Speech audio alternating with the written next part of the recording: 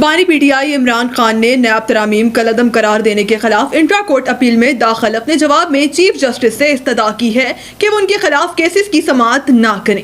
Supreme court میں NAB ترامیم کالعدم قرار دینے کے خلاف انٹرا کورٹ اپیل پر عمران خان نے تحریری جواب جمع کروا دیا، جس میں انہوں نے انٹرا کورٹ اپیلیں خارج کرنے کی استدعا کی ہے۔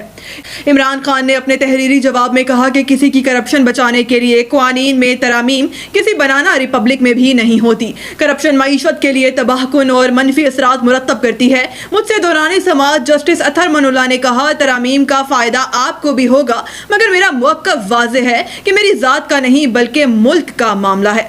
بانی پی ٹی آئی نے تحریری جواب میں کہا کہ پارلیمنٹ کو قانون سازی آئین کے مطابق کرنی چاہیے۔ نیب اختیارات کا غلط استعمال کرتا ہے تو ترامیم اسے روکنے کی حد تک ہونی چاہیے۔ اختیارات کا غلط استعمال کرنے کی مثال میرے خلاف نیب کا توشہ خانہ کیس ہے۔ نیب نے مجھ پر کیس بنانے کے لیے 1 کروڑ 80 لاکھ کا نیکلس 3 ارب 18 کروڑ روپے کا بتایا۔